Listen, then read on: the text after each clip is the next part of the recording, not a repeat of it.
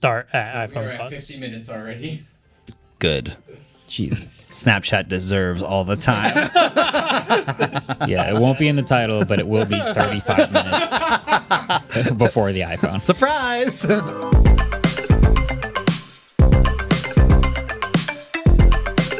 Yo, what is up, people of the internet? Welcome back to the 250th episode of the Waveform podcast. We're your hosts. I'm Marquez. I'm Andrew. And I'm David. And another week, another bunch of new gadgets and stuff to talk about. A bunch of the Apple videos from the stuff that just got announced are now out. So if you guys check your sub boxes, you'll probably see some of that stuff. The headphones, the watch, the phones. But also, there's some other stuff, the Snapchat spectacles, there's some headphones that we're testing, and we're going to wrap it all up with a little game we want to play. Yeah. I was writing a little bit of podcast this morning, and I looked at episode 250. And at first, 250 episodes does not seem like a lot because you're like, oh, there's 365 days in the year. But then you think about weeks. Yeah. And it is nearly 4 years. Yeah. Without a miss. It's actually longer because we got bonus episodes. well, and it was so it's less. every other week for a little while, so it's longer time wise. Yeah. Oh, wow. 4+ years. Without a miss. It says a lot about how in the trenches we are with this show that we're like 250 is nothing. We'll see you at 1,000. Yeah. Yeah. Yeah. Episode 1. Hit me up at the next digit. Yeah. Anyway, first, we have a little PSA for all you guys out there. We do? Yeah. So now that iOS 18 and the iPhone 16 series is out, part of iOS 18 is RCS messaging. And I need to do a little PSA because I was seeing a lot of chatter on Threads, a little bit on Twitter, but mostly on Threads, of people that think that RCS is replacing iMessage. It is. No. Yes, Adam, you're spreading misinformation. People think, what? I know. Look, to their credit, RCS is not the most consumer-friendly branding, right? RCS messaging, rich communication services, most people don't know what that means. That said, SMS is also a confusing acronym. I feel like it doesn't need branding. It just is getting to the point of being the default, and then no one needs to even care about it. Yeah. So weirdly enough, Apple gives you the option to turn off RCS messaging on the iPhone, which seems dumb, but I guess you can also turn off iMessage, so maybe they wanted to just have parity there. But I saw a bunch of messages of people turning off RCS because they were like, why would I use RCS when I have iMessage? And I'm like, oh, God, here we go. That's wild. So, Oh, my God. Adam, zoom in on my face. In 2011, Oh, God. Apple had an app called Texts, which would later become the Messages app. The Texts app was the SMS app. Then, in iOS 5.0, Apple just added the iMessage protocol on top of the texting app, and they renamed the app to Messages. They wanted to give the impression that now texting is just better, except it was only better with your iPhone friends. So, the Messages app is not iMessage. A lot of people say, but I use iMessage, and they think that they're using iMessage the app. No, it is the Messages app with the iMessage protocol sitting on top of SMS as fallback. Now, when you text an Android user, Let him cook. the SMS protocol is not the default protocol. Now it will be RCS, which is Rich Communication Services, which gives you things like read receipts, chat bubbles, inline replies, group messages that you can leave and enter at will, high quality image and video support. It is basically most of the default iMessage upgrades, but for everybody. There is no reason to turn it off. There is no reason to turn it off. Some people say, oh, but it doesn't have encryption yet, which is true and is lame, and they are working on. But also, SMS also does not have encryption. Yeah. So just use RCS. You gain nothing. All you're doing is making your chats with Android users way better. There is no reason to turn it off. That is my PSA. Yeah. I think the other PSA is for the complete opposite side of that, is for all of your family and friends who don't update their phones, or maybe have an Android phone that haven't turned on RCS yet because it's not a default in an older phone. Tell them to turn it on because it will make life for you so much better. Yes. Unfortunately, on Android phones, you have to use Google Messages generally to have RCS chats. So if you've got like a relative that uses Samsung Messages or Verizon Messages Plus or something like that, They might be hopeless. have them download Google Messages. But try. It's really hard to get. It is hard. People- If someone is using Verizon Messages, baby steps. Yeah. This Think is of the true. type of person that's using Verizon Messages Plus and how hard it is to get them to switch their default messaging app. I know. Just Good do luck. it and don't tell them. But try. Yeah. Try. Apple has made, or not Apple, Google has made a lot of relationships with all these carriers and from the phone manufacturers, where now Google Messages is the default messaging app. They even got Samsung to get rid of their dumb messaging app, and now Google Messages is the default app. Yeah. Anyway, texting is better. Don't turn off RCS. Just don't do it. Don't commit crimes. We were talking in the car this morning about how insane it is that there's this like small sliver of people that know enough about technology to even know what RCS is and to go in their phone and know to like turn it off, but not know enough about tech to think that RCS is like wiping out iMessage somehow. Yeah. Because most people, And then these posts are on Thread and Blue Sky, so they also Yeah, need to that's be why I, techy like, enough to like almost don't be on these believe it. platforms. But somehow, yeah.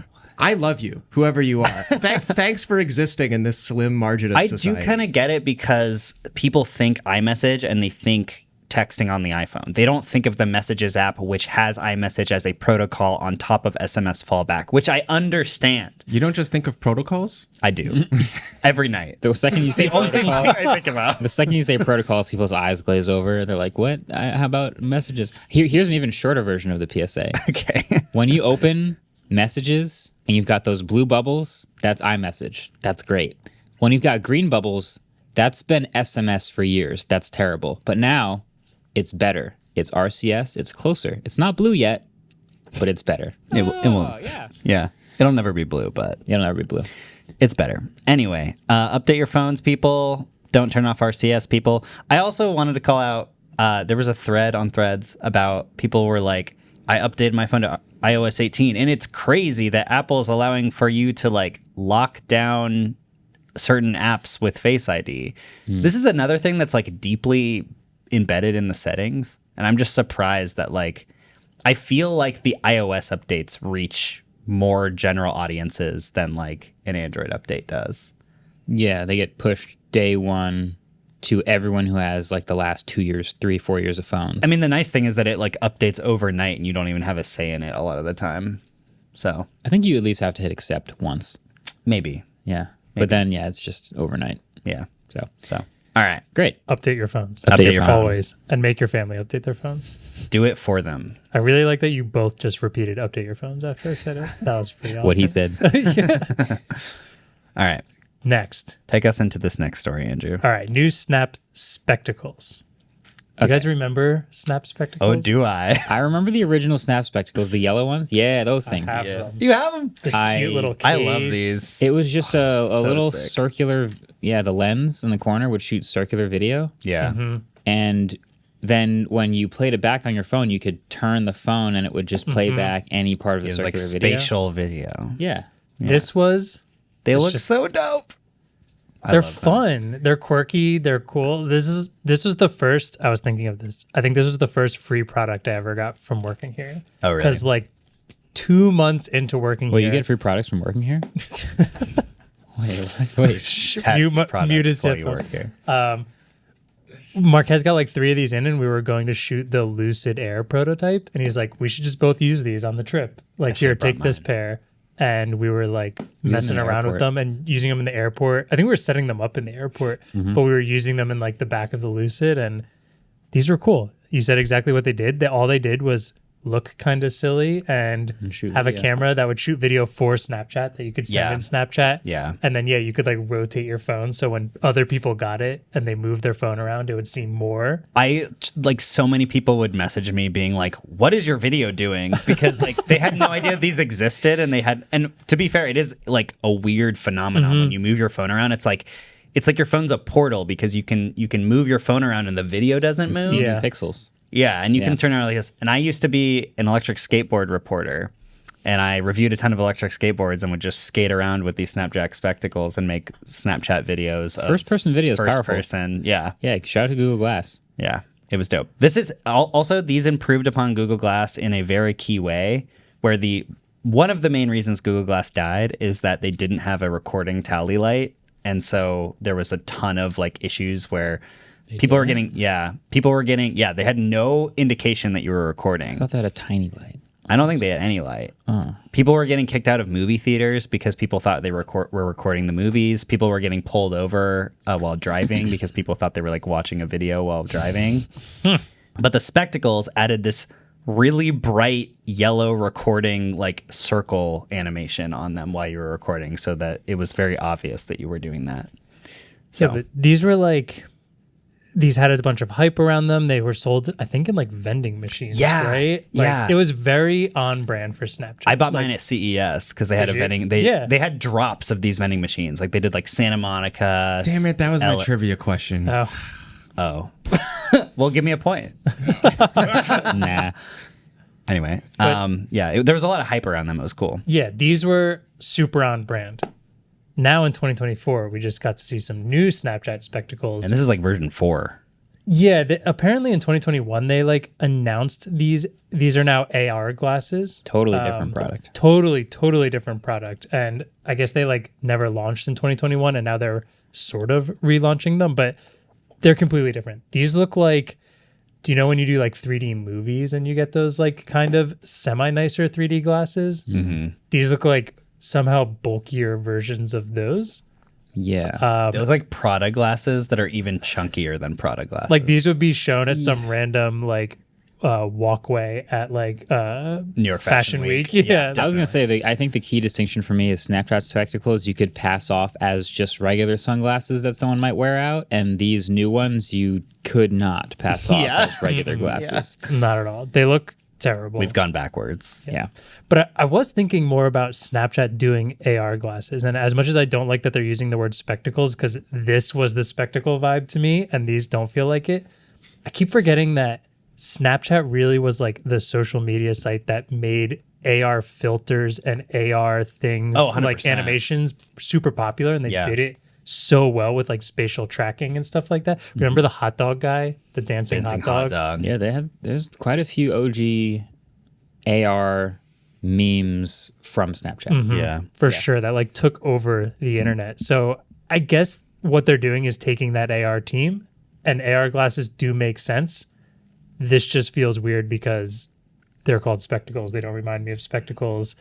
They're also only coming out as a developer kit right now, where you have to pay $99 a month in order to develop on them. A year.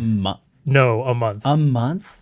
I think it's like And you have to have a $1,200 commitment for a a year. year. Yeah. So you're basically committing $1,200 for. So you're developing on a product that you don't know will ever launch. Does this sound like Magic Leap to anyone else?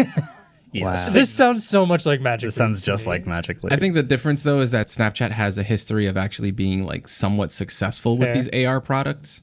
Like we went to like, if you go to like a Knick game or something, or like a hockey game, on the Jumbotron, they will just have like the Snapchat filter section where they just like point the camera at someone and put a filter on. Really? Yeah. Wow. It's like a thing. That's what I was going to say, that like I think Snapchat has more success in this area. Yeah. in the AR area, not in the creating wearables area. Yeah, but I think the wearables are just like the conduit for the AR. Like Yeah. they're Yeah. just making this so that people can like experiment and play. The interesting thing about these glasses too is that they have hand gesture control, which is something that previous ones did not have, and it basically feels like they're trying to shrink down the Vision Pro faster than Apple can. That's what it feels like. But all the demos were really rough. Wait, the phone mirroring was rough? Well, yeah, In this, yeah. well, so the screen is only 46-degree field of view, so it's not full. It doesn't take up the entire. Yeah, lens. but just like the like making your phone float. That was the thing that I thought was kind of cool. It was there, but like the interacting with it was rough. Why does making your phone float in front of you cool when you can just hold your phone in front of your face? Cooking. Okay. Yeah. Yeah, All right. specifically. Specifically cooking. Okay. Yeah. My brain is about that big, and I read and then I go to the stove, and then I go, wait, what? Yeah, same. It's because TikTok videos they're shortening your attention span. They're like 3/4 of a cup, and then you walk over to the cup, and you're like, I don't remember anymore. This is how I ended up making that lasagna. No, that was. That's a totally different version of that, but that's sure. Yeah. Story time part 2. Stay tuned. Oh, we already I told think we've told that story. That's for the multiple times. OGs out there that remember Yeah. this one. Okay. Yeah. Do you want to know one of the other new apps that they have available in this? Okay. A chatbot, baby. Didn't they were one of the first apps to add a chatbot after they ChatGPT did. came out. It's so annoying. It was like, yeah, it's Like my AI. my AI. Yeah. yeah. Guys, stop. No, But yeah, Snapchat's a weird company, man. They just do whatever. they do. Kind of feels They like kinda they do. made a drone. Remember the drone? Yeah, the and then they Pixie just drone. discontinued it really fast. And that was gone. So they just kind of Bitmoji. try stuff. Bitmoji. But that actually worked. it did work. The things that Unfortunately. work for them are the things that work for them the were a dumbest dancing stuff. hot dog and Bitmoji. Like, Lowest common denominator always succeeds. Wow. Yeah. Yeah, if you're that company and those are the things that succeed for you, you'll probably try anything. Yeah. Like an idea that's in like the boardroom, the whiteboard. Someone goes, "What if we did AR glasses that just show your phone floating in front of you?" Someone's like, "Okay, yeah, sure." you know those Give it a magnets shot. that are just like a million different words and you create sentences with them? Yeah. That's what their whiteboard Yeah. is. Mad Libs, There's yeah. other stuff that you can do with it too. They showed like a demo where you were playing golf and you used your phone as like the golf putter and you would like Like put it a through golf this- simulator. through yeah. this virtual window that just like appeared in space in front of you, and I don't know. It was rough for sure, and the fact that you have to pay $100 a month just to be a developer for a product that you don't know will ever come out is insane. And then on top of that, as you're developing for this product, when there's a bunch of rumors of Meta doing AR glasses pretty soon, which Yeah. probably they've done more hardware of Yeah. VR stuff and sunglasses with like Ray-Bans already. yeah. Tough one. Tough one. You know, Snapchat's one of those companies where I feel like every couple of years we go, oh, they're still a company?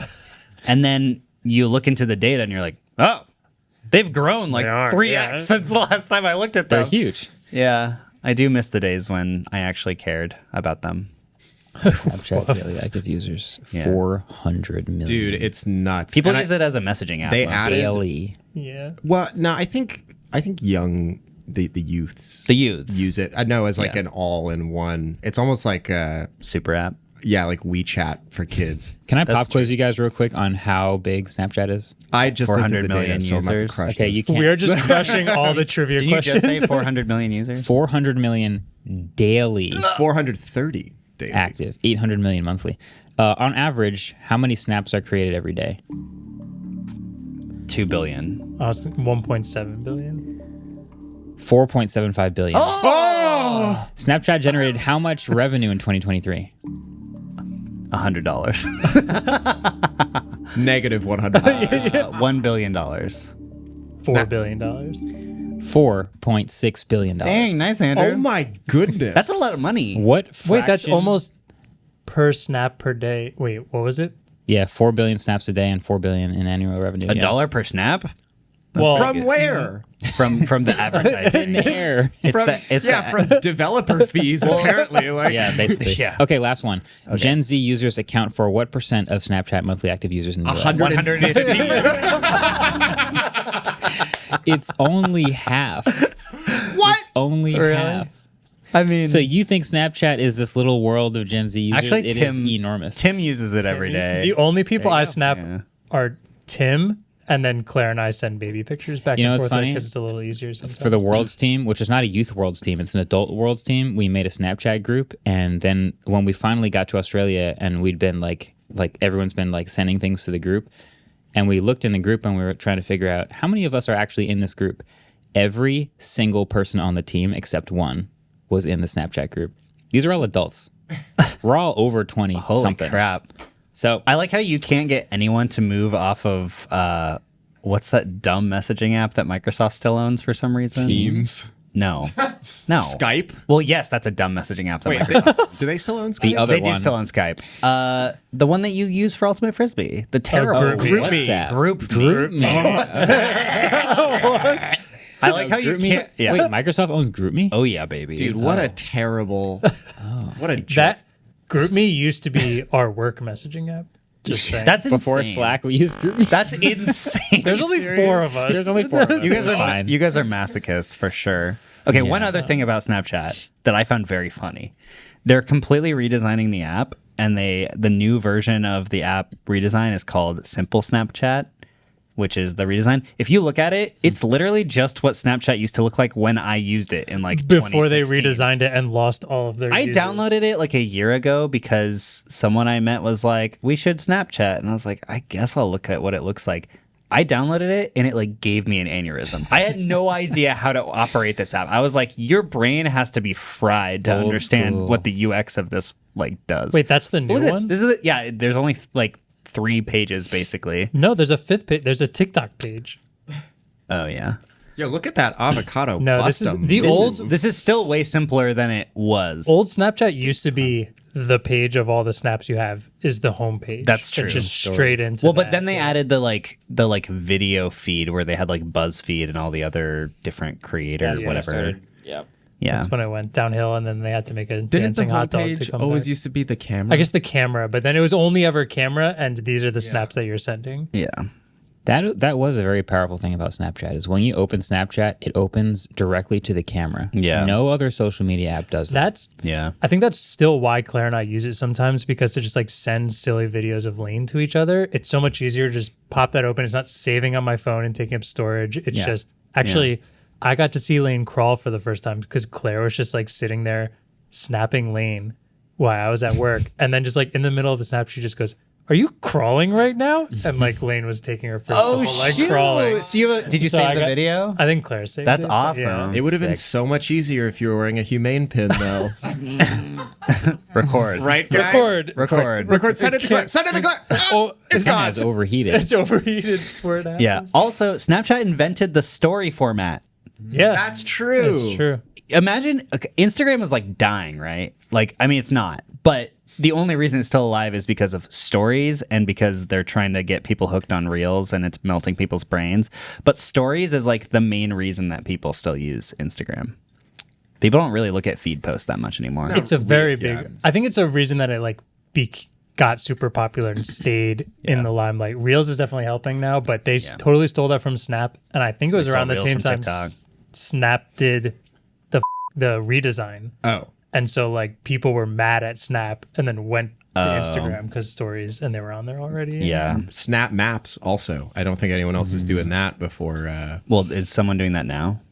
Find my. Yeah, like Well, that already not, existed. but like Find I, My Friends already Isn't there an app? I don't think it existed. Find My Friends? When Snap That's Maps, Yeah, that's existed forever.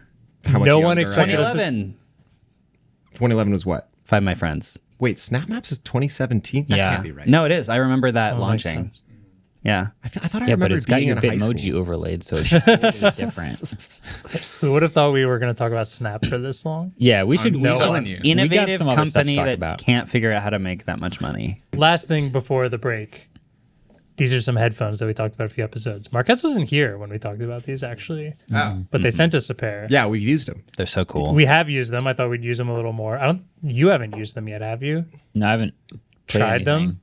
I just The- put them on. They're comfortable. These are they're not open back. They're just open. They're backless. well, I they're think they're open back. backless. They're the most open back. Are they open back? Because there's no back that's open. I don't know. The back They're is headphones that truly open. if you're on video, you can see. Or maybe not see because you can see through it. Yeah. For audio listeners. It's like a pair of over-ear headphones, but there's no back. And there's just like some drivers hanging down. Yeah. Which is cool. They remind me of the Sony Link Buds, Yeah. which were the like truly wireless earbuds where there's the transparency mode was physical. They're Physical transparency mode. They're like negative link buds because link buds had the ring that went Yeah, around. They're like the opposite the of the drivers link. are around it. Yeah. Also, this is just like the packaging it comes in, better carrying case than AirPods Max. For listeners, it is a paper purse. It's like a handbag Yeah. It does look better than the AirPods Max purse. for sure. Yeah. Do you want to just try these out? Ellis, you tried them. What do you paired to think your about them? All right. They're paired to my phone. So, yeah, when we first talked about these, I said, I don't know. And then I tried them. Pros, good things about them. Very comfortable. I could see myself being able to wear them for a long period of time, although I did not try to. Pro number 2, they pair really easily, which I know is like, shouldn't everything pair really easily? Well, guess what? They don't. That's a good point. And we were like passing around these around the office, and like everyone was mine. pairing and unpairing to their phone, and like typically that messes up a lot of Bluetooth products, but these weren't messed up. So that was pro number 2. Pro number 3. They look cool. It's actually on my con list personally. I don't know. I'd love to be on the I've subway with worn these. a lot of ridiculous tech products in public, and those kind of cross the line for me. These are hype. They're as funny. hell, Straight man. on, you can't even tell they're different. And then from the side, you're like, why can I see that guy's ear? Yeah. I love that. I want to see I your think it's ear. kind of cool. I'm listening to music right now. You guys can't hear any so of it. No. pro number whatever, the bleed, I don't know how they pulled it off. There's like no bleed. Like my Focal open backs have significantly volume. more It's pretty loud for me right now. Sorry. than Not to blow these your ears out. headphones. Interesting. Cons, they sound fine. They sound competitive with other headphones in this price range. $300, by the way. Yeah, I don't think they have as good bass as some of the competitors. And before you're like, oh, well, it's just because the Sony XM4s or whatever have bass boost. No, it's like you can hear the resonant frequency and the roll off at the end. Like they sound a little bit like you're listening to music inside a wooden box. But other than that, they sound fine and competitive, and they get loud, and They get pretty loud. yeah, I don't know. They're fine. The thing is like I kept using them with my AirPods and like going back and forth and to try to like compare what AirPod transparency mode and this were like, and they weren't that different. You know what I mean? Like In terms of like a physical transparency and like like the sensation was pretty digital. similar as far as the transparency mode goes, and Yeah.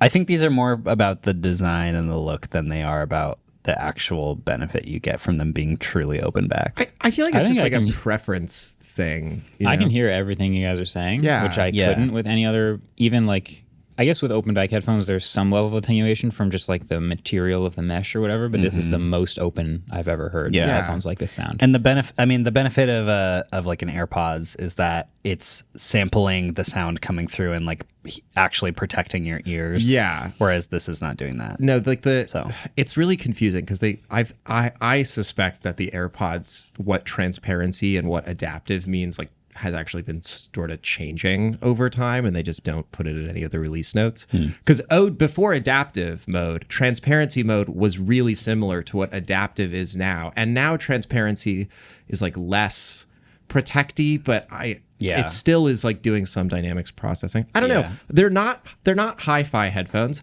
but if you want something weird, and then these are that, man. I think they're cool. Yeah. Other than looking ridiculous, I don't really have any major complaints. I think they're pretty well built and well They're nice. priced for a company Yeah. that's like not a major brand. Yeah, sorry. They're called the NWM ones. They're a Japanese company, I We never believe, but even they said that. are sold on Amazon. You can get them on Amazon Yeah. in the US. They're not that ridiculous looking compared to other headphones. They're ridiculous looking, but compared to the Dyson mouth breather headphones, they're not that ridiculous. But like, Peak. I can't think of another pair of headphones that is even half as silly looking as if those. I lived in a city and went to like a coffee shop to do my work a bunch, I think these would be kind of cool to have the like ambient sound like coming through. And Yeah. The downside is this I usually wear headphones to block have out. people not come up to me to say anything, and these do not scream I can't hear you. They Wait, don't. What do you true. think?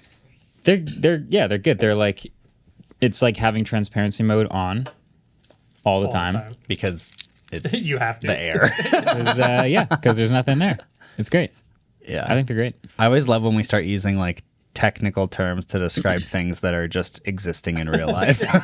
Using the marketing term. When I don't have headphones on, it's like I have transparency mode on. Yeah. I will say, as much as I would be embarrassed to wear them in public, if I saw like a fashion model wearing them on a runway, I would be like, that's It would fit right in. I'd be like, that's cool. Like, that's the future. These and the Snapchat spectacles.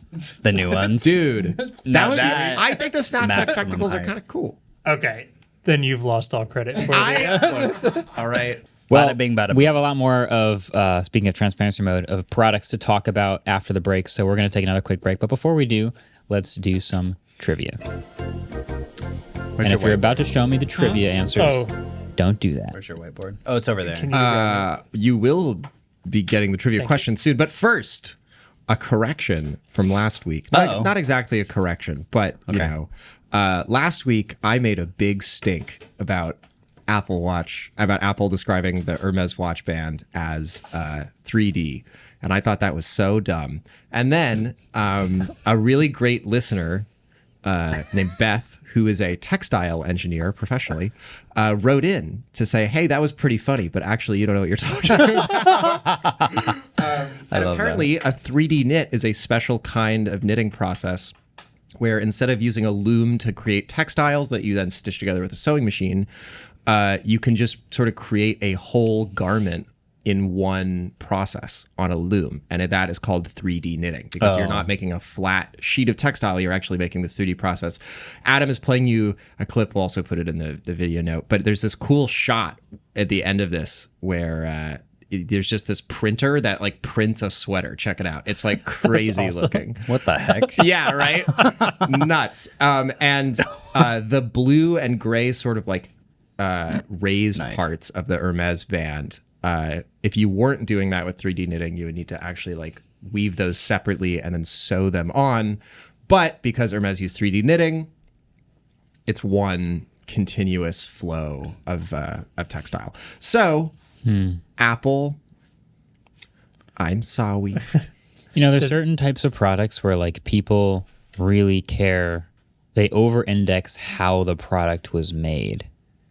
And I've never been super into those types of products, but I feel like Hermes makes a lot of those products. Well, they have to justify the price, Sure. right? Like when I see that like, oh, the sole of these shoes was 3D printed, I'm like, I just need to know if it's good or if that like brings any benefit to me at the end. People want flexing, the reasons to flex, you know? Yeah. Adam is crying in Japanese raw denim right now. Well, yeah, there's that. There's like certain, like the exotic car world is full of hand-built cars. Like there's certain things where the way that it's built matters just as much as the thing. It's because effort is the point, right? Not always. Well, not always. I like things like that. We often buy things that are handmade, even if they're worse, just because they're handmade. Certain things, Yeah. certain types of things. Other things, never. Right. But certain things deserve that extra consideration sometimes. Yeah. That's all. Yeah. Anyway, speaking of things that are handmade, I was gonna say, does Beth get a point now on the leaderboard? hell yeah, she does. I Google think that's- -1. Beth 1. Google's at -3. Oh, Yeah. Beth is actually currently tied with David Pierce. Nice. This is awesome. Speaking of things that are handmade, trivia question, handmade by me. Brain made. RCS is officially part of America's favorite phone, the iPhone.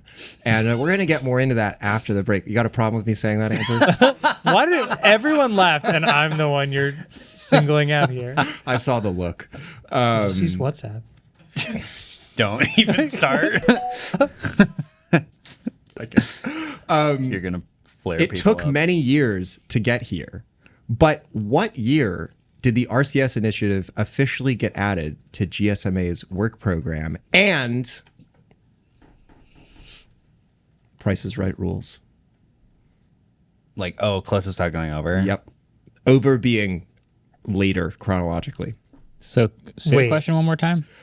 In what year did the GSMA, which is the GSM Association, I don't actually know what GSM stands for. So GSM is a... I know what it is, but I don't know what it stands for.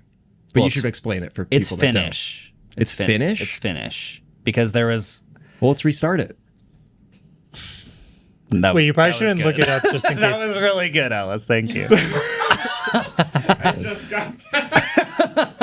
Global System for Mobile Okay. Yeah, So so what's the question again? they invented Wait. SMS. It is you putting the formation of this. So basically, what it was, Yeah, be careful with that Wikipedia page. On there the was screen. a Finnish telecom that created all of these standards, and a bunch of the Finnish telecoms like needed to organize to like actually allow these protocols to work together. So they started the GSMA, which is the association of the GSM standard, so that they could like organize around protocols. And then that became like a global standard because they were just way ahead of everyone else. That's why Nokia is like so far ahead of everybody That was else. a great explanation. And at a certain point in time, they were some of the early industry coalition people to say, hey, this RCS thing is pretty cool.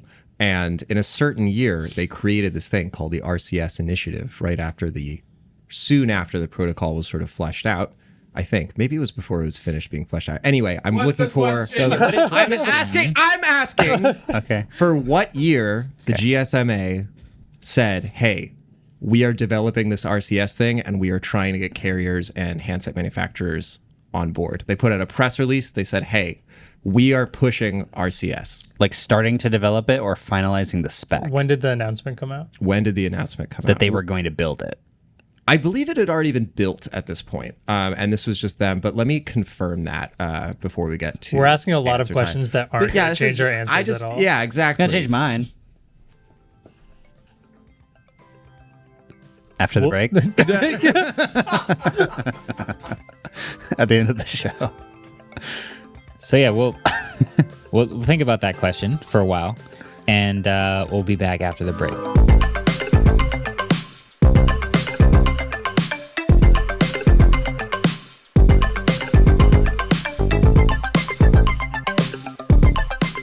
Support for Waveform comes from AT&T. What does it feel like to get the new iPhone 16 Pro with Next Up anytime? Well, it's like when you first pick up those tongs and you're now the one running the grill. It's indescribable. It's like something you've never felt before. All the mouth-watering anticipation of new possibilities, whether that's making the perfect cheeseburger or treating your family to a grilled baked potato, which you know will forever change the way they look at potatoes. With AT&T Next Up anytime, you can feel this way again and again because you get the latest iPhone this year and next, and feel the feeling of new more often. Learn how to get the new iPhone 16 Pro with Apple Intelligence on AT&T and the latest iPhone every year with Next Up anytime. AT&T, connecting changes everything. Apple Intelligence coming fall 2024 with Siri and device language set to US English. Some features and languages will be coming over the next year. $0 offer may not be available on future iPhones. Next Up anytime features may be discontinued at any time, subject to change. Additional fees, terms, and restrictions apply. See att.com/iPhone for details. Support for Waveform comes from Netsuite. People have been trying to predict the future for as long as we've been around, whether that meant the tracking the movement of the stars, consulting a local psychic, or listening to some podcast hot takes. If you're a business owner, you know how incredible it would be to, know what's coming next, but there's not always a crystal ball to turn on. That's why many businesses have gotten themselves future ready with NetSuite by Oracle. NetSuite is the go-to business management suite for almost 40,000 companies, offering everything you need to stay on track no matter what tomorrow brings. NetSuite combines accounting, financial management, inventory, HR, and more into one simple platform, offering a simple source of truth. Get real-time insights and data that you can use to make the right decisions faster than ever before. Don't get caught looking backwards, get ahead of the curve, and stay focused on what's coming next with NetSuite by Oracle. Speaking of opportunity, you can download the CFO's Guide to AI and Machine Learning at netsuite.com/waveform. The guide is free to you at netsuite.com/waveform. That's netsuite.com/waveform. All right, welcome back. It is the week that all of the reviews for all of Apple's new products for fall have come out. And so my thoughts, as well as everybody else's who've been reviewing them, about AirPods 4, about Apple Watch Series 10, and about iPhone 16 and 16 Pro, are all now out there in the world. And so we can say that we've been testing them, using them, reviewing them, taking pictures on them, listening to the headphones, using the watch. Yes, this is the black Apple Watch Ultra that I quickly switched to after finishing testing the Series 10. And we have plenty of thoughts, random scattered rants maybe to share that weren't in the reviews. Let's start with the iPhone, the 16 and 16 Pros. The main two things that I think will come through in the review, because as we're recording this, I haven't made the reviews yet, but the main two things are, one, these phones are unfinished. They don't have any Apple Intelligence features at all at launch. And 2, the cameras are really interesting. And I think the analogy that I'm trying to finish for this review for the cameras is that the way that a camera looks and processes images is kind of like EQ in music, in headphones, for example. The way that these headphones sound out the box, if you like them, great. If you don't, that's fine. That's just one of the ways that they can sound. Change the EQ, now they sound like this. Change the EQ, now they sound like this. And photographic styles on the iPhone are kind of there. So the power of defaults is very strong, and the iPhone still has a look with their default image, but that's just one of the ways it can look, and they're surfacing ways to remind you of different ways it can look. I think those are my 2 biggest observations. Look, you could probably buy this new 16 and be fine. It's not that dramatic of a change from the 15 or the 14. The pros are better in the camera department and better in the screen department, as they are every year. Great, 4K 120 is super cool. But yeah, that's basically the new iPhones in a nutshell. I have a lot to say about photographic styles. Okay, for those that don't know yet, there are photographic styles first launched in the iPhone 13 series, the pros. But they only had like a few different styles that you could have in it. Yeah, like 4 or 5 or something. And you could like there was like a tone slider and like a color slider, a warmth slider. But those are the only 2 things you could change. There were only like 4 presets, and you had to take a photo in the photographic style. When you took it, you couldn't change it. It was baked in. They made a big deal about how it's not just a filter; it's like in the pipeline, which is true, still true. Now, they have added a ton of different presets, which is very cool. I personally think the gold preset is like by far my favorite. It feels sort of like Kodak Gold. It's nice, it's warm, it's contrasty. The interesting thing about photographic styles this year is twofold. One, the first time you open the camera app now, just the camera app at all, like the first thing that shows up is, hey, photographic styles, look at this, try it. Take a few photos. Like, it is in your face. Like, change the way that you want the camera to work by default right now. And I think that is basically their response to people like me who complain a lot about this like raised shadows, no contrast processed computational photography look, where they're like, all right, if you want to actually get your camera to look the way you want it to look, set it when you first set up your iPhone, and it will always look like that. You can go in and change it if you want, but here, which I think is awesome. I just immediately set it to the gold one, and honestly, generally, that's like good enough for me. But the other thing is they now have this like, they changed the way the sliders look. So they still have these like settings near the top, but they have basically a touchpad where you take the style and you can change this like 3D-esque slider between saturation and like brightness, where you can up the like shadows and you can up the saturation in this like kind of 3D space, or there's just a simple slider for saturation where it's like applying the style. Yeah. And I think that overall, like giving people this much more control out of the box is like a very smart move from Apple, because they don't want to come out and say, you know what? You're right. We went way too hard on the computational photography. They hate doing that. We're just going to change the default pipeline, and it's going to be more contrasty, and it's going to have less shadow detail. And now they're saying, you want something different? Do it yourself. Which I like that they're like shoving it in people's faces so that they have the opportunity to actually do it. Whereas photographic styles in the iPhone 13 was like not very obvious and also was not very customizable. Do you think it's more like, when I just think of people complaining that it's computational photography and they don't want it, versus people who like film photo styles are in style right now and giving them options like that? Like the Fuji. Yeah, like, I mean, people are taking way more photos on film, or at least trying to make things look like film more recent. I think that's part of it. I wouldn't say that this is necessarily like filmy, but I mean, it's getting into like a small style, and I just feel like the general public of people who Apple would want to change something for probably aren't like, this looks too computational photography. Yeah. They also probably want people to less go to third-party editing apps and That's more stay also in their super first-party true. stuff. Yeah. I Google think and if Apple more have options- both added like editing stuff in their Photos app, and now they're putting it directly in the camera app. Yeah. Sorry. Yeah.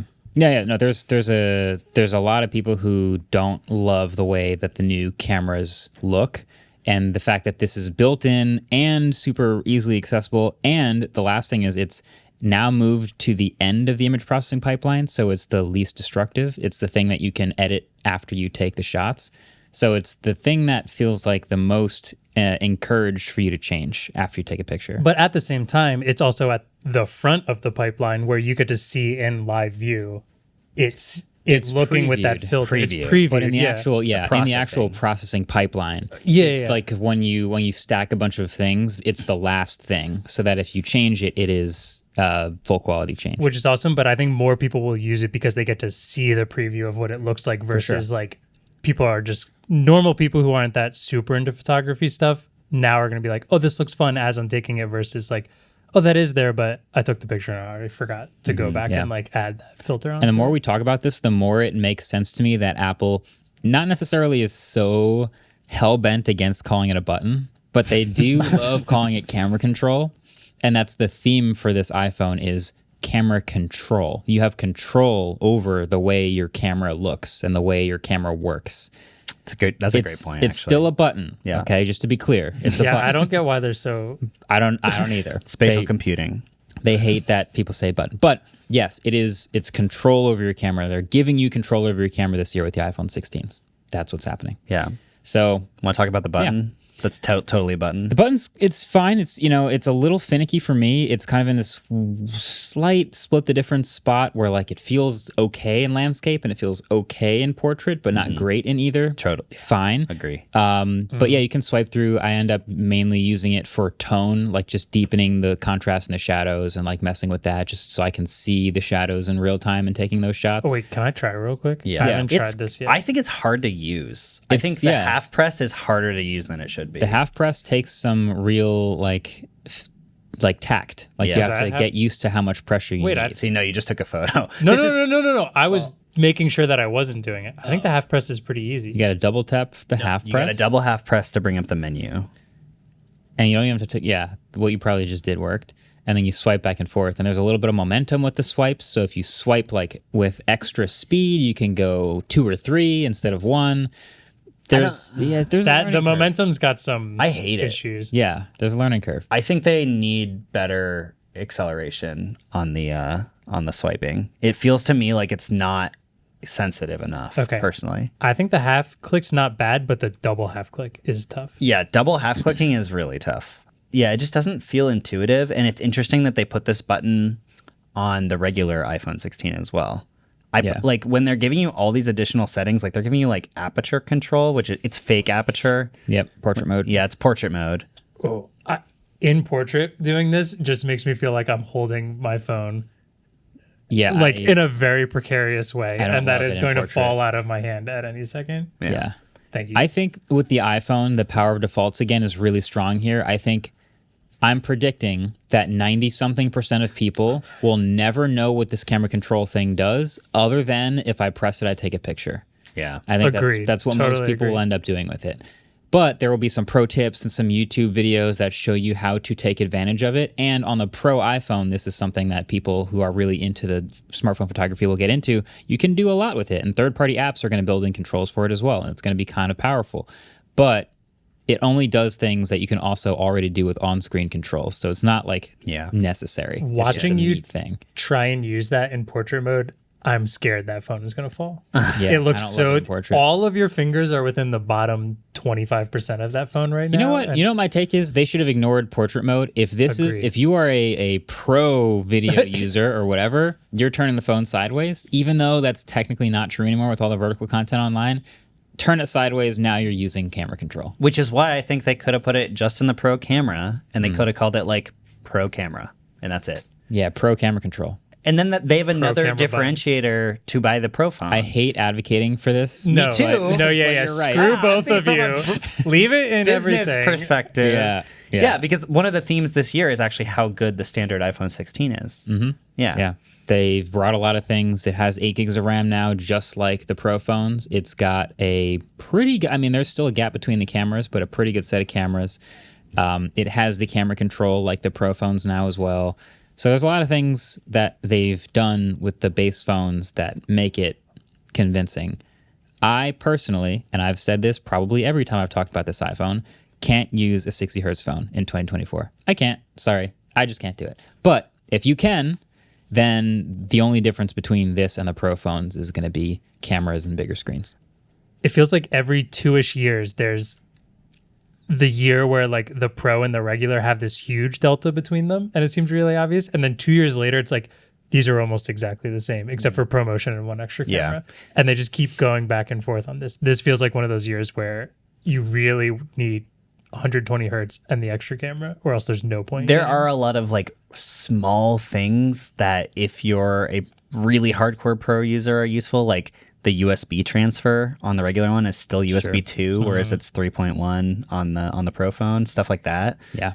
There's also other stuff that they didn't explain very well that I didn't even know until we talked to them in the briefing, but it was like both of these phones, the main camera is 48 megapixel, and both of them, they call it the Fusion camera.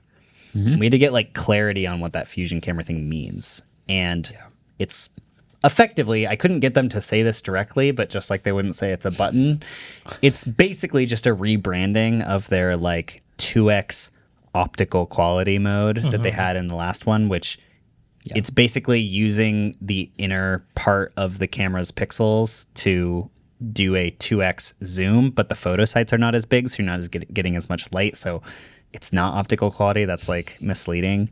It's still good, but it's effectively. It's like pixel binning, sort of, right? It is like, pixel binning. It is pixel binning. Yeah, it's negative pixel binning. It's not pixel binning. It's negative pixel binning. Pixel binning would be 4 turned into 1. Correct. This is cropping. Yes. So it's not pixel binning. That's why I said negative pixel binning. okay. It's the same amount of effective pixels, but the photo sites are way smaller. Right. So you're getting less light intake.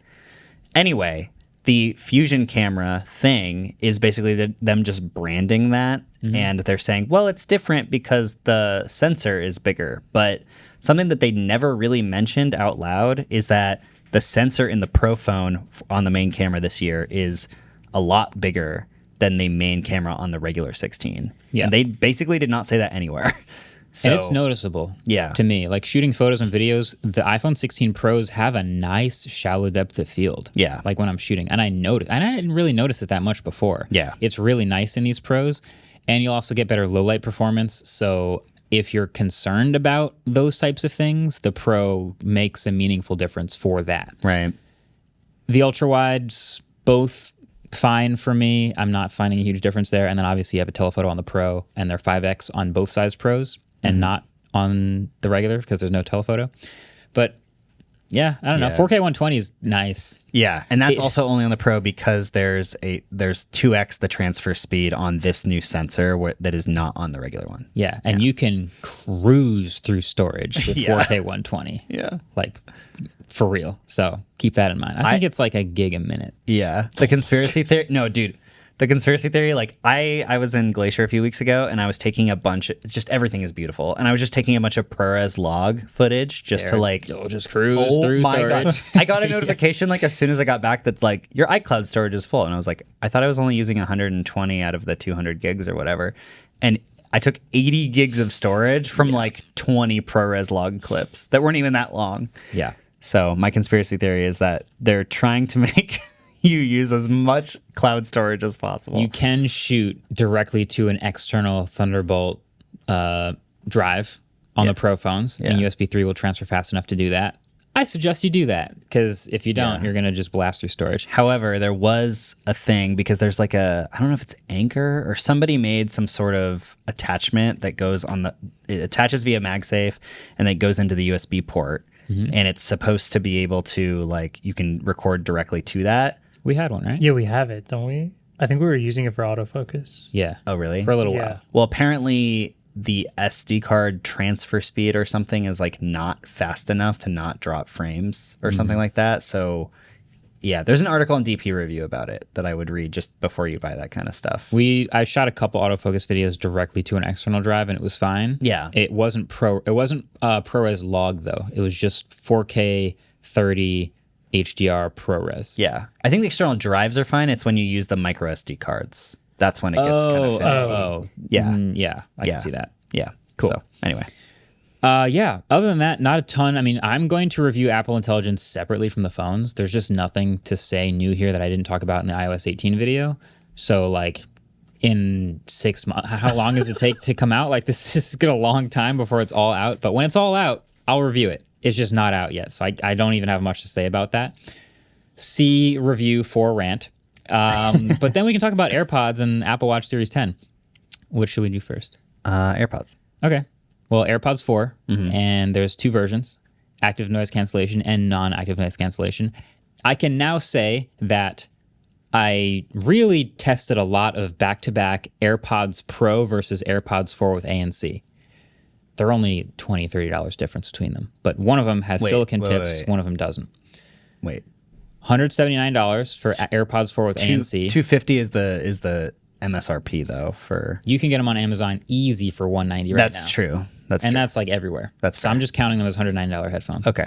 And I rated the AirPods Pro noise cancellation like an 8 out of 10. It's really good. The fit in my ear is great.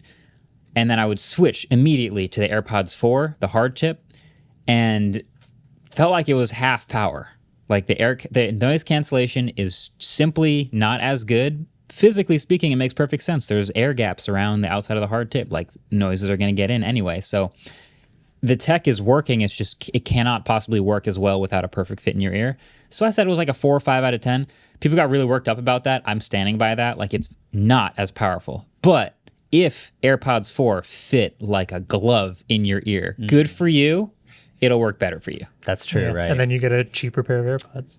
Yeah, I watched the Dave 2D video about it, and he was like raving about the ANC, but it's probably just because they fit well in his ears. Whereas when we were recording the review, like you nodded your head once and they fell out. Dude, every time. Like I put them in my ears, and this is like the first thing I do every time I get new earbuds is I put them in my ears and I just see, does it feel like they fit or not? And sometimes there's just this feeling of it's slowly ejecting itself from my ear. Slowly, and then like 60 seconds later, they just fall out. So if I get that feeling, I know that the fit isn't great. And if they're silicon tips, I can size up, size down, I can adjust it. With the hard tips, it's like, these will not stay in my ear, period. Or I will just have to adjust it every 60 seconds and I'll hate it. Yeah. So that's just me. Like I said in the beginning of the video, there's 2 types of people. They either work in your ears or they don't. So if AirPods 3 worked in your ears, then I suggest checking out AirPods 4 because they're pretty close. Yeah, they're pretty close. I think they put ANC in AirPods 4 because they were looking at the AirPods line and they were like, this price ladder isn't tight enough. Tighten that up. I actually think that's a big part of why they have this stratification now. If you were going to get AirPods 4 and you're like, oh, well, I mean, like, I got to get them with noise cancellation. Spend another $50. You're like, whatever. Price ladder for sure. But then for another, another $50, $60, I can and just only really 20 because the 2 are always on sale. And then at that point, you're 2 rungs up. Yeah.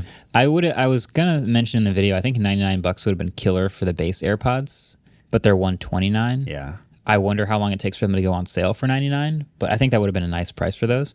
There is a lot of competition around $80, $90 though for that type of product.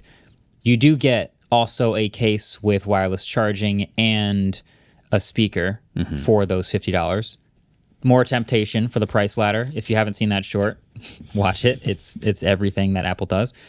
But yeah, that's it. AirPods Pros are not different. They just have a software update that can make them a clinical grade hearing aid, which is cool. Which did get FDA approval this week. Yes, and I think that's also starting to push as well, which is nice. Same with sleep apnea detection in the watches. I think it's also beginning to push. It got FDA approval also. Which is great. Actually, funny tweet by Quinn, Snazzy Labs. He said I was making fun of it, and then I tested it, and it said, "Oh, I have sleep apnea." So he, it's well, and then he went to a doctor and got tested, and has mild sleep apnea. So that's super quick turnaround, and he's going to be in the next Apple keynote. Can I say that was a joke, and right? still not get invited to the event? Yeah. Wait, I have like no thoughts on AirPods except for I really appreciate the thumbnail. It was like pure throwback to old MKBHD thumbnails where you used to take 2 pieces of poster board and like just you physically made the like Practical color effects. separation In-person and put 2 Photoshop. products. And what's funny is it practically made the stroke because all like poster board on the back is white, and since And the shadow. camera was wide enough, you would see a little bit of the white stroke through the middle. Like And shadow. It would And be like the yeah. white side and the shadow. Yeah, it was, you definitely made an AirPods video that is like that. for sure. Yeah, Oh, and it was like in a little person. Remember? Wait, Yeah, I've done there's that no too. Photoshop in this?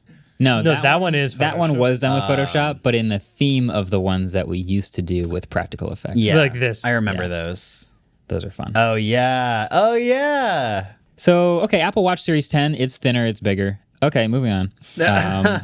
Yeah, that's kind of the review. I don't know. I mean, I think my favorite thing about the Apple Watch Series 10, honestly, is just the fact that it now has the 1 hertz display. Yeah. Because I like things that are digital but act as much like an analog thing as possible. Oh, you like that skeuomorphism. That's right.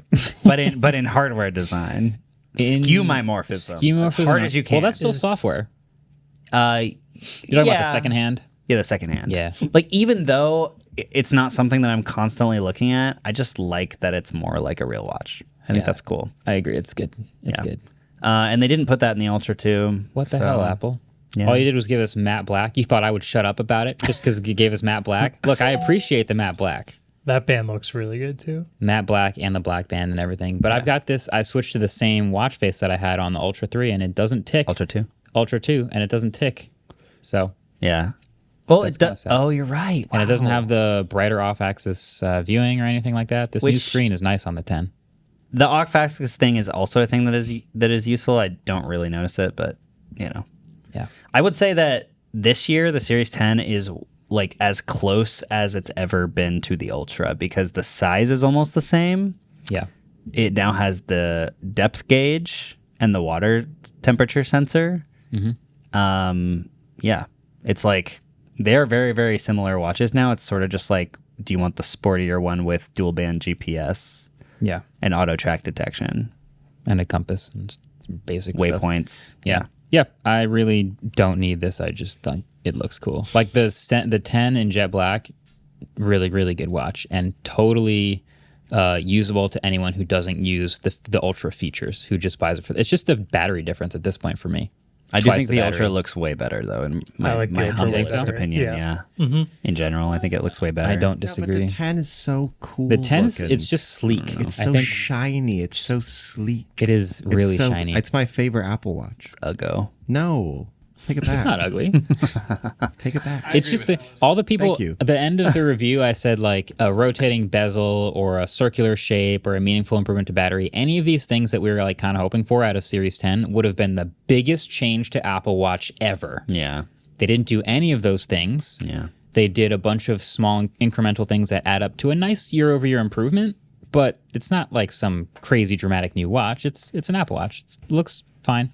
The I same feel like way they're they trying to always make did. the Apple Watch more like a dress watch. Yeah. Like the Apple Watch Ultra is like a brolic diving watch, and then they have like Yeah. the cute little like Sacred Passage or whatever. Yeah. Yeah, I think you could dress up that watch with a nice band and face better Yeah. than the Ultra. Yeah, that's true. I have a Yeah. funny Apple Watch thing that I discovered because I started wearing an Ultra. I love the need to Ultra. I try think it. it's super Dude, cool. So video viewers know, am not particularly brolic. Have very, very low muscle mass on my body, and in fact, I'm so scrawny that my wrists and my forearms are very flat because it's just bone, no muscle, no meat.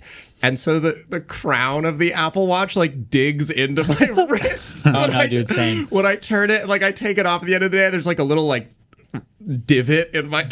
Yeah, It's not just me. No, if I Marquez is brolic. So if Yeah. Okay. I thought it was just my. if I bend my wrist a certain way, especially when it's on the other wrist, I literally turn the digital crown. And if I'm doing like a push-up or like bear crawls or anything on the ground, it holds it down, and I think that activates the siren after a while. Oh, God. So I turned that off. I turned the siren off because I Yeah. was like, "There's no way." Wow.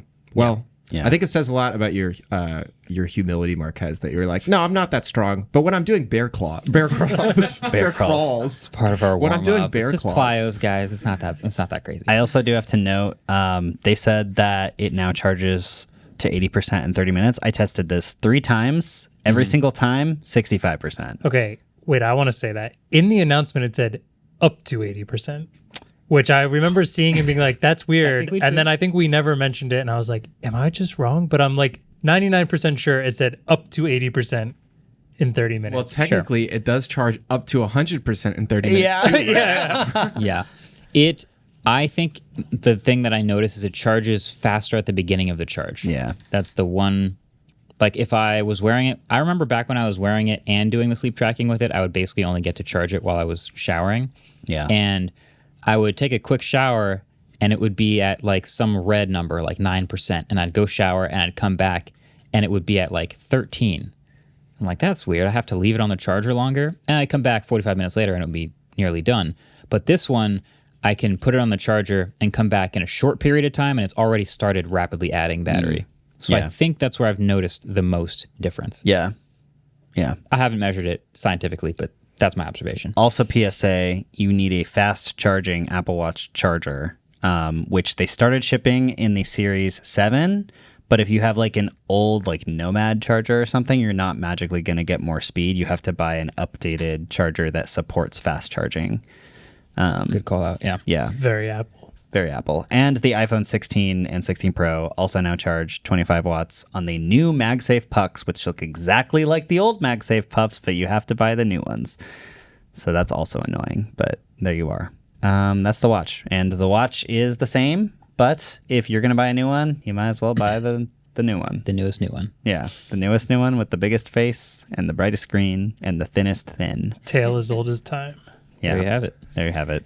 All right. We've got a game to get to, and we've probably already been going for like 17 hours. So we'll cut this here. Go watch the videos if you haven't already for the full, polished, tightly considered thoughts. Before we take that break, though, one more trivia question.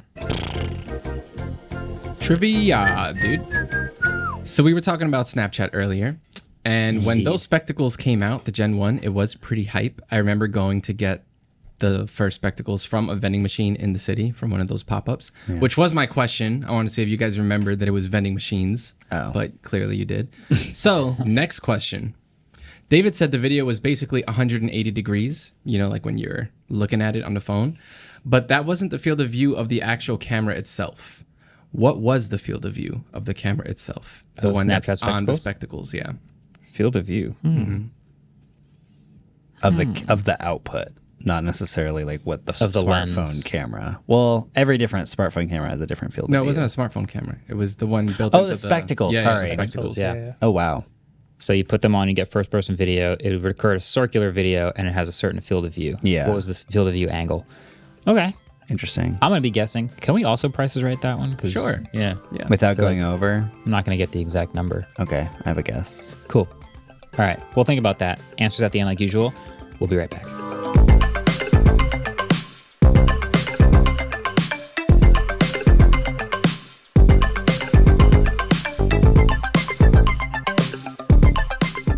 Support for Waveform comes from Shopify.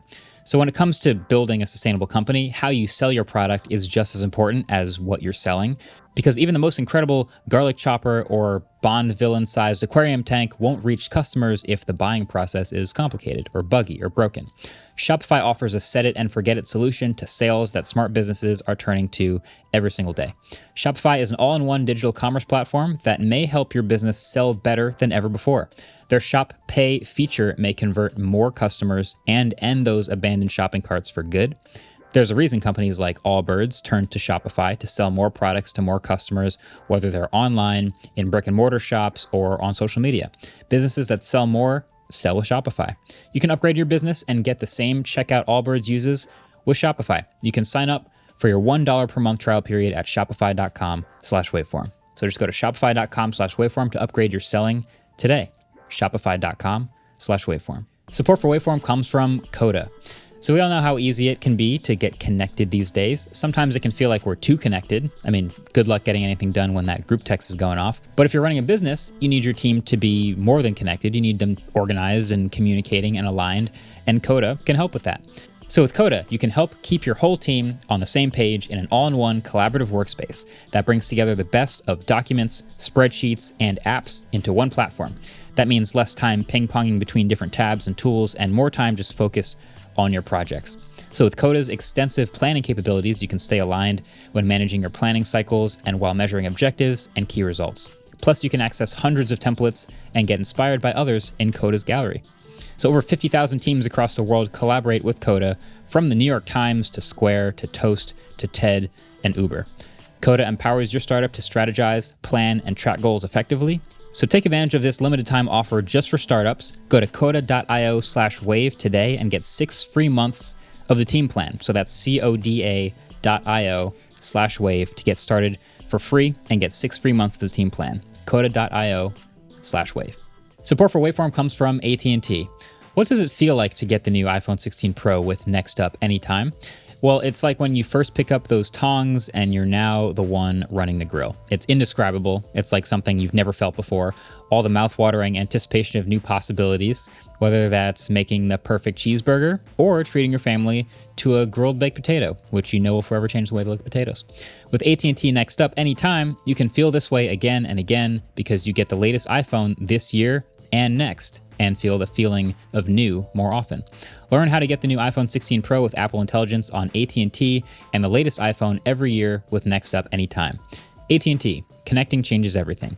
Apple Intelligence coming fall 2024 with Siri and device language set to US English. Some features and languages will be coming over the next year. $0 offer may not be available on future iPhones. Next Up anytime features may be discontinued at any time, subject to change. Additional fees, terms, and restrictions apply. See att.com/iPhone for details. All right, welcome back. With our last section of the podcast today, we've got a bunch of rapid fire things, but I have a little game I want to play because they all kind of feel like they're in the same vein, which I think I'm going to give credit to the Vergecast for at least putting me onto this idea, which is something or nothing. There's various other podcasts that use the same format, but there's a headline that feels like at first it might be something like a huge deal, and then you think about it a little longer and you're like, maybe this actually isn't anything at all. I want to just get your guys' general thoughts and reactions on each of these headlines, and we can feel it out and figure out if it's something or nothing. Okay. I think there's some in here where you don't even think. You just know it's nothing from the start. Some of them are definitely much quicker. All right, first one. iPhone pre-order weekend demand was lower than expected. Now, that at first seems like it could be a big deal, but some details. Overall, iPhone sales were down 12.5% year over year versus iPhone 15 sales at this same point. Pro Series was the main slump. They're down 27%, and Pro Max was down 16%. But the base 16 Plus was up 48%, and Standard was up 10%. So they're kind of clearly the base ones are more popular this year. Mm-hmm. But the Pro Max is still the most popular by far. Something or nothing? Something. Something? Because we talked about how the regular phones are really exciting, and clearly the industry is like, regular people are agreeing. Sales volume agrees. Even if they don't like listen to our podcast. Yeah. They do though. Right. all of the people who buy these phones listen to the pod. I think, feels... Even though it's funny because you say that and you're like, oh, regular one is up 48% and the Pro is down 27%. But still, the Pro Max, the volume shipped was 17.1 million units, and the regular unit was 7.3 million. So the Pro Max is a runaway. The Pro Max is like insanely popular. Wow. Yeah. Okay. Yeah. Nobody's buying the Plus, huh? No one is buying the Plus, which is really no one actually crazy.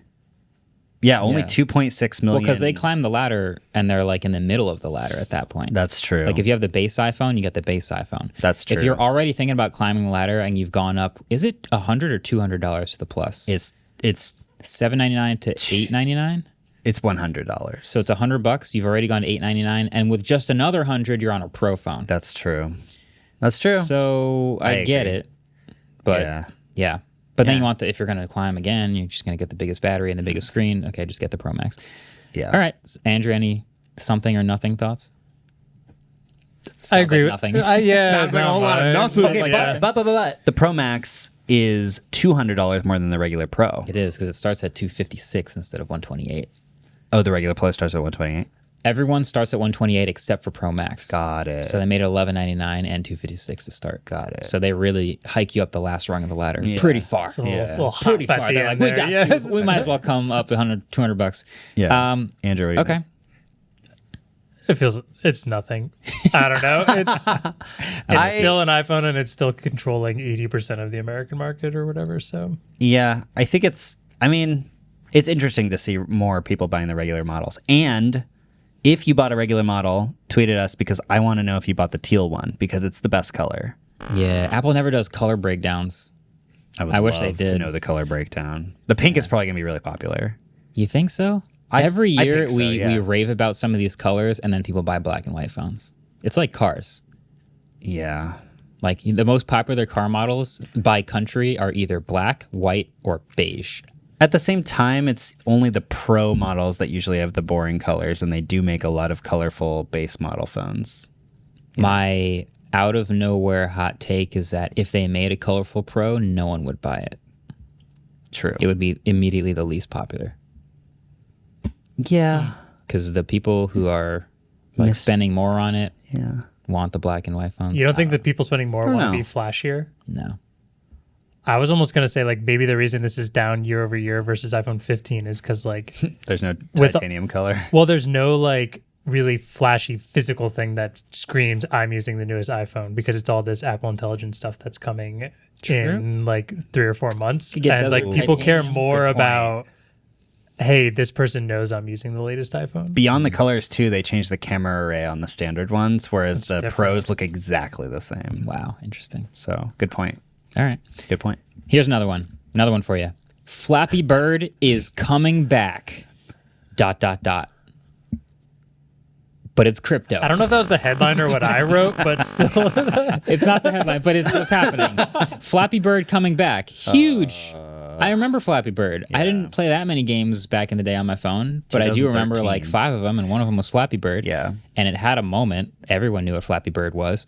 And I guess the IP is being purchased and resurrected, and it's coming back. And Not really people- purchased, kind of stolen. Oh, really? Yeah. Great. Yeah, so this story is really sad. The original creator of Flappy Bird, I don't know if you guys remember this, but he voluntarily took the apps off the App Store because he said that it was too addictive. He had the opportunity to like be a billionaire with this app, and he was like, I don't like that people are being really addicted to this, so I'm going to pull it off the App Store. So he pulled it off the App Store.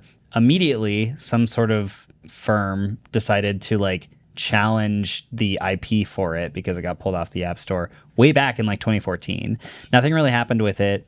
And then recently, a couple of years ago, they basically filed a motion with the US Trademark Office that they should have it because he wasn't using it. And because he lives in Vietnam, he didn't get the notice to respond to the notice. So he didn't. And then they basically took the rights for the IP. Wow. Just for the title. So they can't like use his like assets or music or whatever. Okay. But they will. they now have this whole new Flappy Bird is Back website where they have like new birds you can play with and new levels. And at first it seemed very cool until you look into like the company's history and all of the stuff they've done with crypto in the past. There's also this Flap token that is like inside of the code that and you're going to be able to connect it to a freaking crypto wallet. Everything you say from here on out sounds like a parody. There's a I flap really token. wish Silicon Valley 2 would be amazing. That's all I have to say. Like, Only crypto. this could have been an episode of Silicon Valley 2. Oh my god. This the reads like a humane parody. pin in Silicon Valley would be so funny. That's true. Yeah. I'm going to say it's nothing because I don't think people are going to care when it relaunches, especially with the crypto stuff. Agreed. Yeah. Nothing. Also, like something like Flappy Bird that could have been a phenomenon in 2013, it's not flashy enough anymore. Like Yik Yak was popular back then. There are a zillion apps like Yik Yak. There are a zillion apps like Flappy Bird. Like Pre Flappy Bird, there was a game on like what were the old Flash game websites that I can't think of? Newgrounds. Newgrounds, Miniclip. Like it was just a Miniclip. helicopter doing the same thing way before Flappy. Yeah, but Bird. that was before you had like things that were better than it, that were that accessible. Yeah, like what I'm just saying is like it felt like its own phenomenon, not even because of the mechanics or the way the game played. Like it just all hit at the right time, also and I don't think you freaking can hard. You resurrect guys, you guys clearly haven't been on the website. the Flappy Bird The website. new Flappy Bird website, because there's I new don't want to. characters. don't There's want a to. Super Mario style overworld. There's a bunch of mini games. I mean, not doing it looks cool. The Flappy Bird, the FBCU is upon us. It looks relatively cool, but as soon as the crypto thing gets I didn't inserted, say it looked cool. I well, just said it exists. I Well, do their like- SEO sucks because it's not even the right page when you first go to it. I do like the Super Mario overworld. That's cool. Yeah. Anyway, I'm also going with nothing. nothing. Yeah. I'm going to be the only one saying this is going to be something. I think it's going to be news for one day. I when don't it think comes out. anyone's going to care that it's crypto. They're just going to hear Flappy Bird's back and start playing it. I hope it's something, and I hope that something is a giant dumpster fire. Yeah. I hope Yeah. they get investigated by the FCC and CoffeeZilla, and then it gets this. Oh, this is gonna make a sick CoffeeZilla This is gonna be an episode. epic CoffeeZilla episode. Crypto Zoo. How about? How about Flappy Bird? Flappy Bird. Flap token. All right. Speaking of things that read like a parody, here's another one. Wordle is now available in virtual reality. Something? Huh? Less than nothing. Huh? In the ground. Anybody still playing Wordle? No, Yeah, missed apparently. opportunity. There's an official Wordle app for MetaQuest headsets. And I first read the headline and I was like, what? That sounds cool. Maybe I'm just like lobbing like letters into a box in like a basketball game. It's just like a screen floating in midair. It's nothing. It's definitely nothing. You don't even have to, yeah. Not only that, and the New York Times is too lazy to also add connections and some of their other popular games. It is only Wordle. Yeah. Wow. It speaks to like the people. I think the nostalgia cash grab is my personal least favorite, like lazy tech thing that happens every couple months. And you're just like, hey, remember this? You liked it. Well, it's back. It's like, okay, I need something more than that. This is that. This is like, hey, Wordle. And speaking as probably the last person here who still plays Wordle like almost every day, this ain't it. This ain't it. I also think that things being labeled as VR when it is just a screen of the A thing floating screen. is not really VR. Yes. Agreed. Like, Great. This needs to be like my task app idea. Like the thing that you can do with VR is you can raise the stakes, man. Like I think you get your first word wrong, bro, and like maybe like something slightly scary. the gun happens. shoots you in the head. like a Palmer wall. Lucky's headset. One of your wall. Oh my goodness! So one of your like walls in your house like falls down. You know what I mean? And by the like time you have Hangman. one left, you should be like in Mustafar, bro. Like there should be panicking. lava and dinosaurs and like Yeah. it should be high stress, high stakes Wordle. Yeah. There's so much opportunity for old 2D games to be put into VR and make them fun.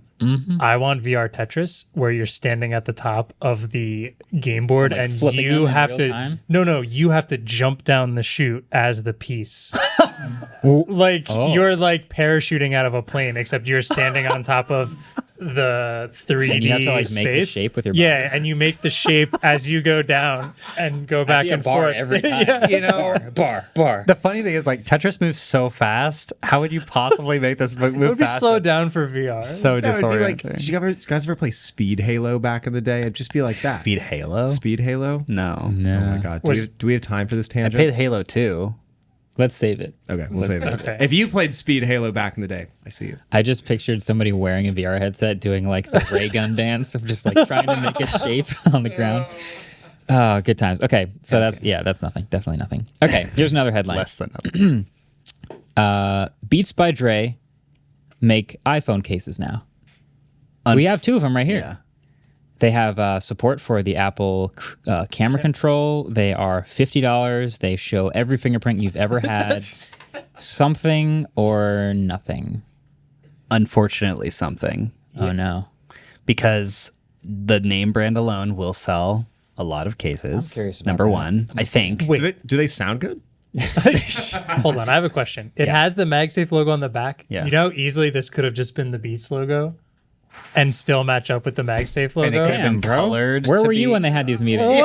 Andrew, that is a genius Wait, idea. It's right here on the side. That wait, could what just the heck? move this line right here. Wait, That's what the the- Beats And they could have logo. had it slightly differently colored to show the MagSafe portion. Damn. Oh my god. Missed need to opportunity. copyright that. Nothing. That shows how much thought probably went into these Yeah. cases. They were like, hey, wait, we got like 7 or 8 cases. Y'all, could you like spin up 2 or 3 more? Yeah. There you go. Do you think they were like, oh, we've got this new material for Apple first party cases, but they're really fingerprinty, but we ordered way too many. What do we do? They're like, oh, Beats. Fine Woven was Apple branded and it didn't go well. So if we just brand it something different and it doesn't go well, we're not really liable. Sorry, that was Dre. Yeah, if you Yeah. go to Beats website, it's headphones, headphones, headphones, headphones, headphones, earbuds, earbuds, earbuds, speaker, case. That's so weird.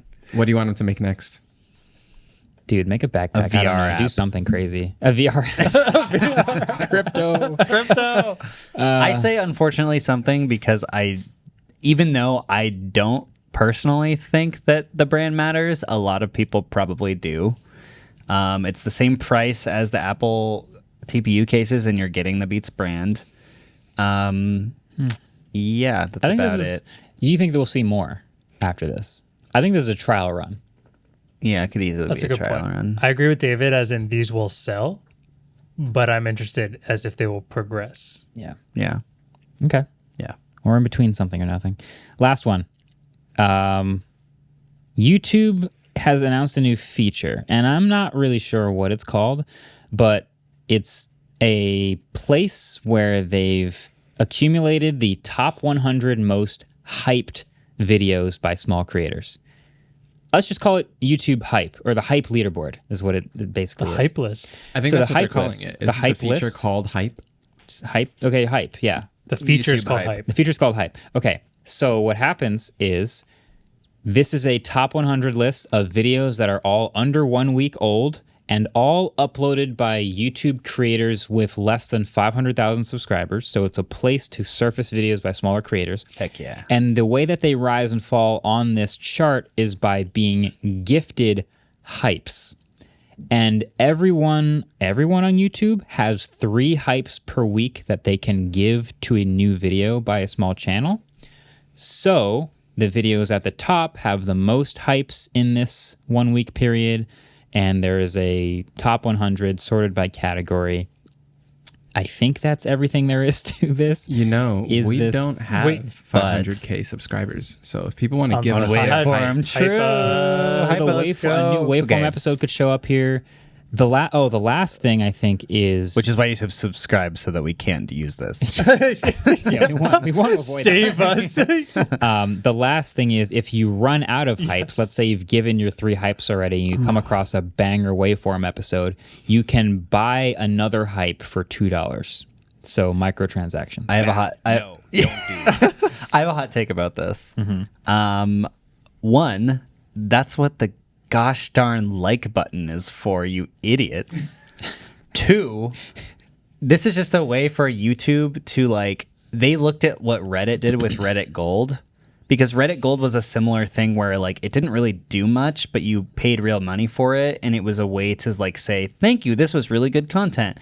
And even though I think they got rid of Reddit Gold, which is insane, by the way, because that's like, that was a really good free moneymaker for them. They also did it semi on the sense of like how Wikipedia asked for a donation is like, you're not getting anything out of it besides these little things, but like it used to say you've helped fund this many server hours of like Reddit, Reddit. when people cared about Reddit. Well, when it was more about the community and less about And less Steve about- Huffman's yeah. pockets. Exactly.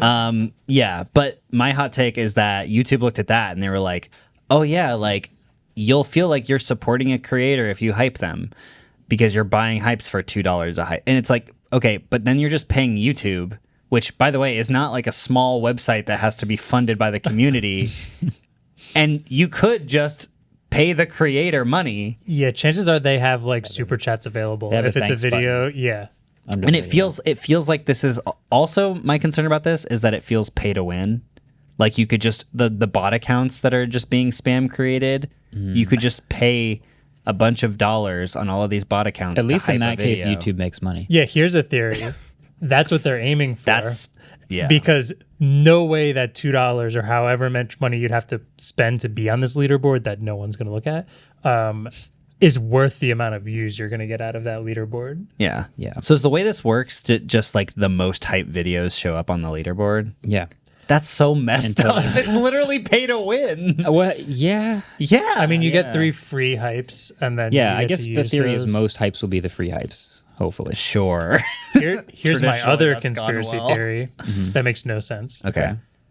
Miles has been talking about those bots that just post 6 names. Have you seen those? It's like in the comment section. It just will say like 6 names. It's another new wave. Yeah, somebody was making the theory that that's like unflaggable comments and that it gains trust in the user creator. I think It was me. it was Ellis, yeah. So now my thought is those people knew this was coming. So they're trying to make as many accounts that are now trusted because they have they get multiple 3 comments that free are not hypes. flagged, that they'll get their 3 free hypes. And they're free And then they hypes, so can they don't bot have to those pay. all on the same one. On a crypto video. I think On a live Elon Musk crypto video. Yeah. I feel like I can verify the first half of your conspiracy theory, which is that look, I'm going to the Creator Summit this week. There's always questions about spam accounts that come up, and every time YouTube has to address it, they basically say the same thing, which is spam accounts will always be a thing.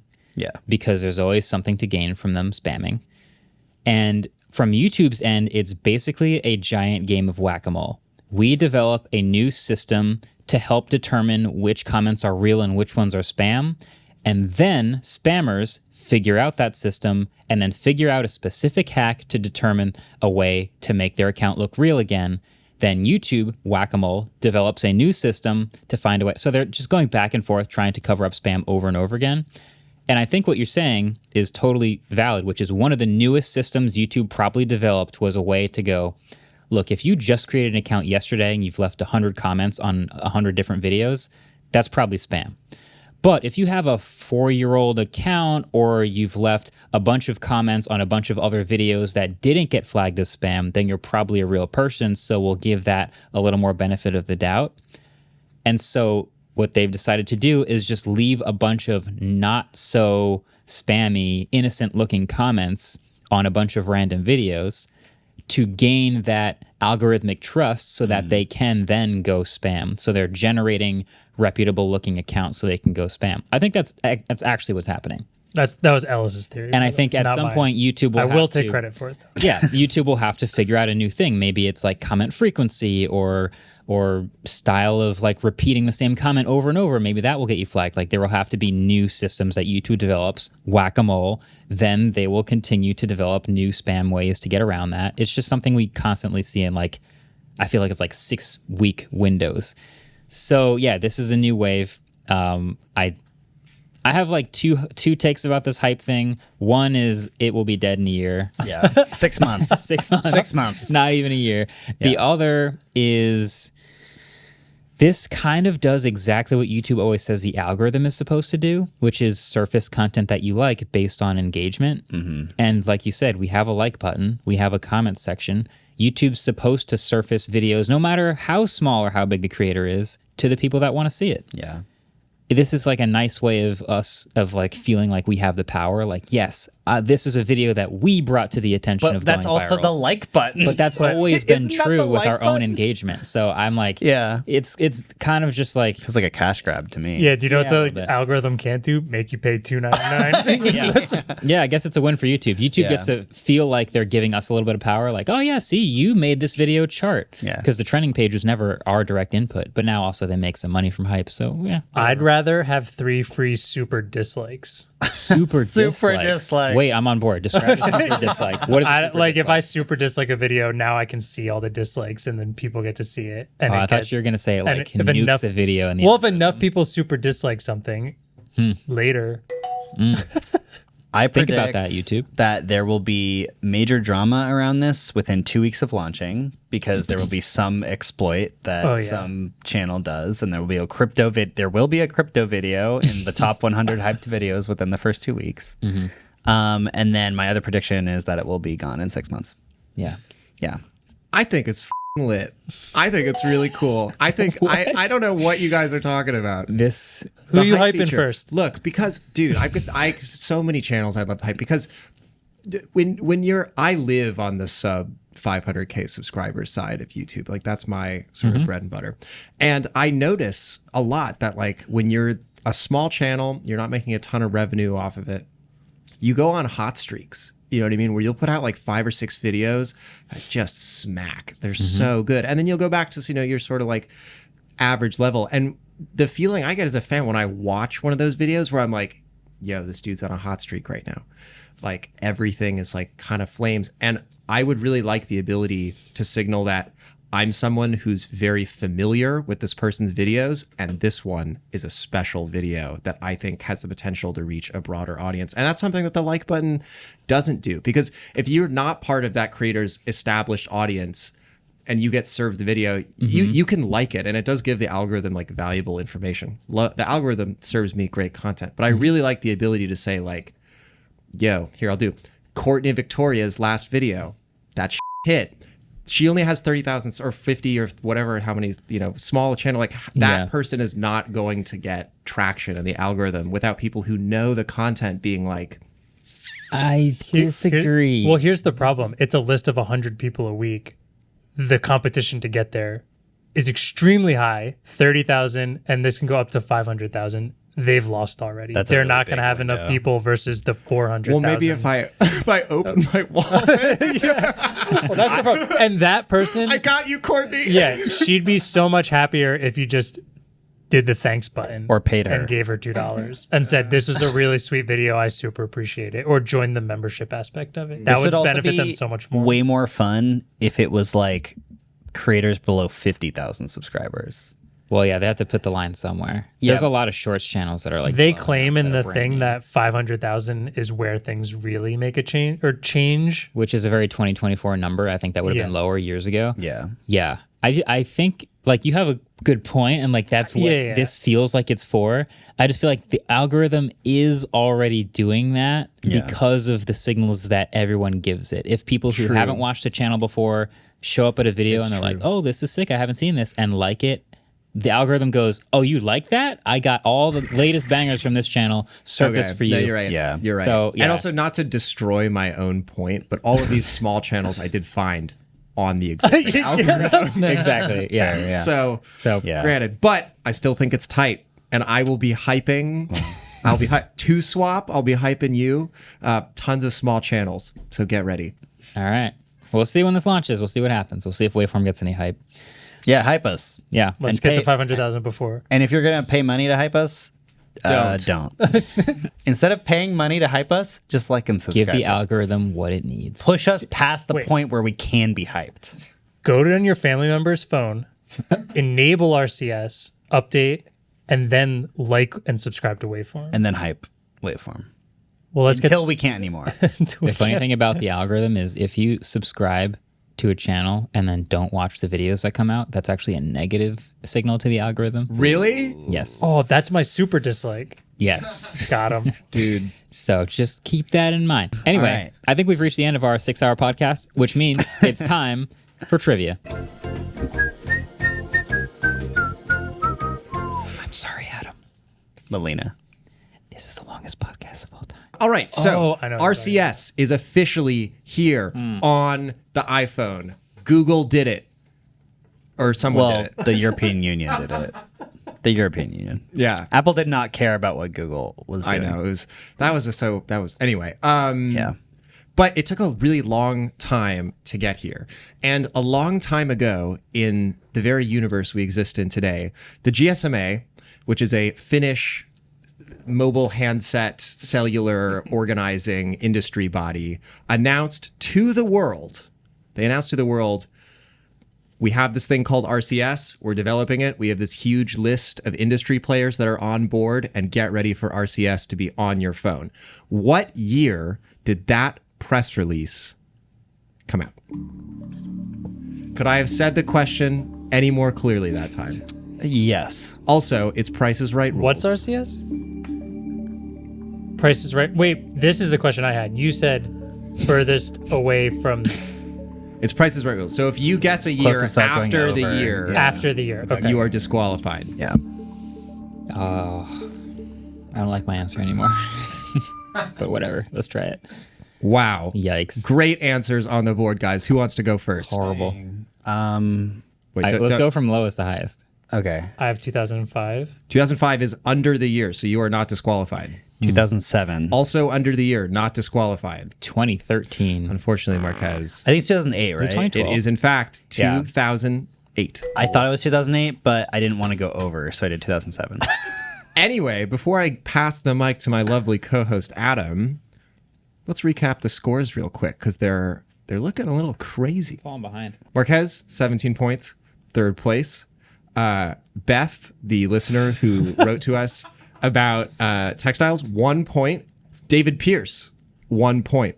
Ellis, carry the one. Google, actually in last place with -3 points. And Andrew and David tied Oh, with 21 points. exciting. I did have some support for my blue healer. Just saying What were they saying? that I'm. Oh Totally yeah, right. no, that one was on the fence. But when I have a guy as smart as Adam next to me, I gotta defer to him. You know. Fair. Anyway, Adam, take it away. Adam. I'm making this podcast 25 more minutes now. Blue healer. Next question. What was the field of view of the original Snapchat spectacles? Google YouTube hype. Oh wait, no, that just came out today. Whoops, sorry. That's not yet. Too soon. It is already gone. Episode 300 before will it have came that. out. It could Yes. happen. Oh yeah, Definitely. for sure. 100%. Air power. Air power. No, Google Orb. product. The Orb. TV Oh yeah, the Nexus orb. Q. The Nexus Nexus Q. Q. Yeah. All right, flip orb. them and read. Closest without going over again. All right. I'm screwed. I keep Wildly doing the different smallest one every time. What did you That's say, so Andrew? funny. 147. 147. Then Marquez. Marquez. I wrote 167. 167. David. 170. We The all had a answer 7. was 115. Oh, So we all none of you got got it. it Oh because you were Wow. all over. significantly over. Yeah. also. That is brutal. Yeah, 115 degree field of view. Can we do That's- closest without going under? No. Oh. Hour 6 of our pod. This has been great. Thanks for watching. barely Thanks for hour 2. listening. Also, thanks for subscribing. Thanks for hyping. Thanks for liking.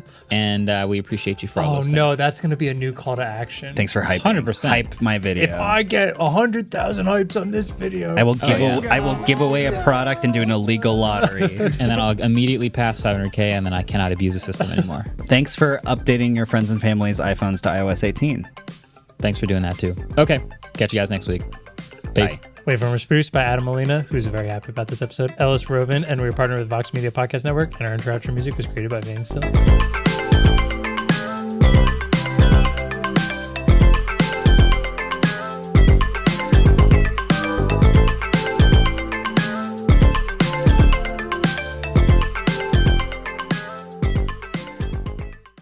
Can you guys add my kazoo noise? No, Yeah. David. It's so funny. Okay, yeah.